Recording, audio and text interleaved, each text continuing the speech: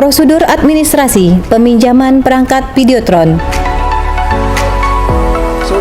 Pertama-tama, Satker mengirim surat ke Kainpula Tadam 2 Sriwijaya dalam rangka peminjaman perangkat Videotron untuk presentasi.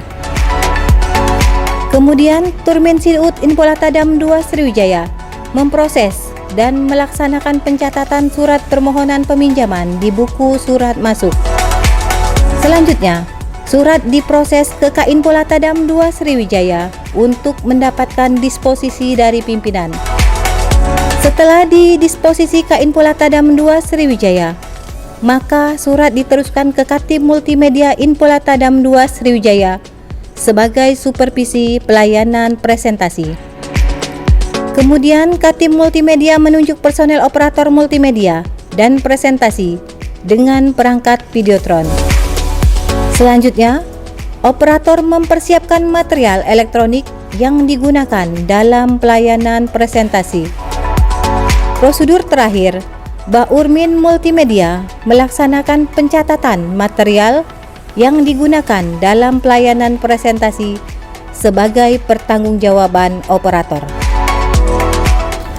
Prosedur pelaksanaan presentasi dengan perangkat Videotron. Pertama, periksa kabel atau daya listrik yang akan digunakan. Pastikan koneksi kabel dalam kondisi baik dan stabil saat menghidupkan Videotron karena daya listrik yang dibutuhkan cukup besar. Selanjutnya, gunakan perangkat pengatur daya untuk melindungi komponen LED dari lonjakan listrik yang berpotensi merusak. Kemudian, lakukan pengujian awal terhadap semua komponen Videotron. Periksa panel LED, sistem kontrol, kabel, dan software yang akan digunakan. Pasang software pengontrol Videotron pada perangkat komputer atau server yang terhubung ke sistem. Software ini harus kompatibel dengan jenis panel LED dan sistem kontrol yang digunakan. Pastikan sistem kontrol prosesor terhubung dengan perangkat input seperti komputer, server, atau media player dan berfungsi dengan baik. Kemudian lakukan konfigurasi tampilan dengan mengatur resolusi layar sesuai dengan resolusi media yang akan ditampilkan. Pastikan media disesuaikan dengan ukuran Videotron agar tidak terpotong atau terdistorsi. Selanjutnya, lakukan pengaturan audio. Pastikan pengaturan audio disesuaikan dengan kebutuhan ruangan, setting pada laptop, dan mixer sound system. Adapun fungsi tombol pengontrol pada prosesor Videotron. Pertama, menu kontrol yang terdiri dari tombol PIP yang berfungsi menampilkan dua gambar atau video di monitor Videotron.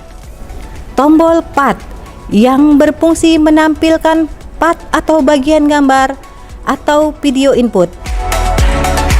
Tombol auto yang berfungsi sebagai mode otomatis penampil input. Tombol mode yang berfungsi sebagai mode manual penampil input.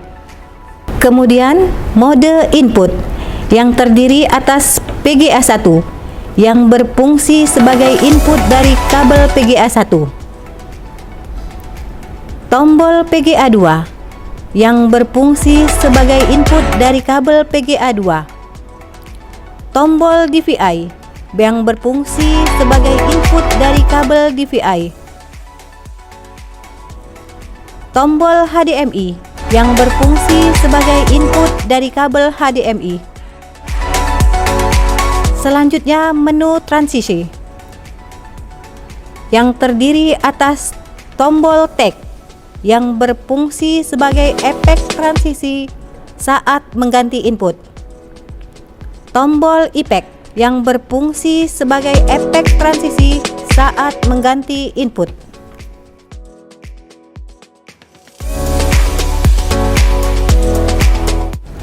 Prosedur pemeliharaan perangkat Videotron antara lain: Pembersihan panel LED. Lakukan pembersihan panel LED secara rutin untuk menghindari penumpukan debu yang dapat mengurangi kecerahan layar.